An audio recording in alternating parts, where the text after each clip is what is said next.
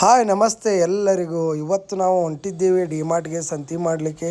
ನಾನು ಮತ್ತು ನಮ್ಮ ಹೆಂಡ್ರು ಸ್ವಲ್ಪ ಲೈಟಾಗಿ ಮಾಡ್ಬೇಕಂತ ಬಿಸ್ಕಿಟು ಅದು ಇದು ಸ್ವಲ್ಪ ದೇವ್ರ ಎಣ್ಣೆ ಮತ್ತು ಅಡುಗೆ ಎಣ್ಣೆ ತರಬೇಕಂತ ಹೊಂಟಿದ್ದೀವಿ.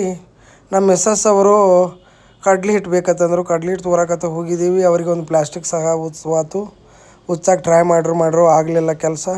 ಅದನ್ನು ನಾನೇ ಉಚ್ಚಿ ಕೊಟ್ಟೆ ಮತ್ತು ಕಸ್ಕೊಂಡು ಮತ್ತು ಯಾಕೆ ಬೇಯ್ತಾಯಿದೆ ಅಂತ ನನ್ನನ್ನು ನೋಡಿದ್ರು. ಅಲ್ಲ ರೀ, ದುಡಿಯೋದು 12 ತಾಸು, ಪೇಮೆಂಟು 15,000, ಖರ್ಚು ಮುಕ್ಕುಳು ಹರಿಯೋಂಗಿದಾವ್ರಿ ಸರ್. ದುಬ್ನ್ಯಾಗಿಂದ ಹಂಗೆ ಹರಿಯೋಂಗೆ ಖರ್ಚು ಐತ್ರಿ. ಮನುಷ್ಯನ ಮದುವೆ ಆದ ನಂತರ ಸರ್ ಏನೆಲ್ಲ ಖರೆ ಏನೋ ಒಂದು ಮಜಾ ಇದೆ ಮದುವೆಯಲ್ಲಿ.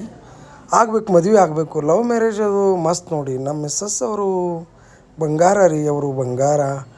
ಆನಂತರ ಸ್ವಲ್ಪ ಸ್ಪೀಡ್ ಹೊಂಟ್ವಿ. ನಂತರ ಗಾಡಿ ದೂಸಕ್ಕೆ ಬರಲಿಲ್ಲ. ನಾನು ಚಸ್ಮಾ ಹಾಕೊಂಡು ಹೀರೋ ಗತಿ ಕಾಣಿಸ್ತಾ ಇದೆ. ನೀ ಎಲ್ಲಿ ಹೀರೋ ಕಾಣಿಸ್ತೈತೆ ಅಂದವಳು ನನ್ನ ಬೇದಳು.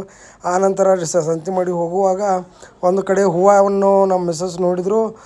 ದೇವರಿಗೆ ಹೂವು ತೊಗೋತಂದರು. ಗಿಡದಲ್ಲಿ ಹೂವು ತೊಗೊಂಡ್ವಿ. ಆಂಟಿ ಬೈತಾರೆ, ತುಡುಗ್ ಅಂತಾರೆ ತಂದ ಅಂಜಿ ನಮ್ಮ ಮಿಸ್ಸಸ್ಗೆ ಹೇಳಿದೆ, ನಿನ್ನ ಮೇಲೆ ಹಾಕ್ತೀನಿ ತಂದ. ಇಲ್ಲ ಯಾರು ನೋಡೋಲ್ಲ ಕೇಳೋ ತಂದಳು. ಪಟ್ನ ಒಂದು 4-5 ಹೂವು ಕಿತ್ಕೊಂಡ್ವಿ.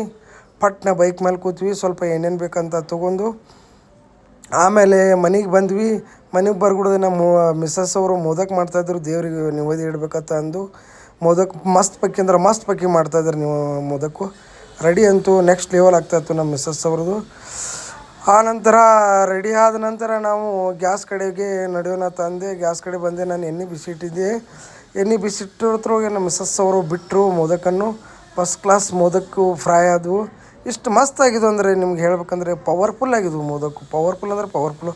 ಆನಂತರ ಉಳಿದ ಹಿಟ್ಟಲ್ಲಿ ಸ್ವಲ್ಪ ಏನೋ ಸ್ವೀಟ್ ಗತಿಗೆ ಬಿಟ್ಟರು. ಫಸ್ಟ್ ಕ್ಲಾಸ್ ಎಣ್ಣೆ ಬದ್ನಿಕಾಯನ್ನು ಮಾಡಿದರು. ಫಸ್ಟ್ ಕ್ಲಾಸ್ ಮಾಡಿದರು.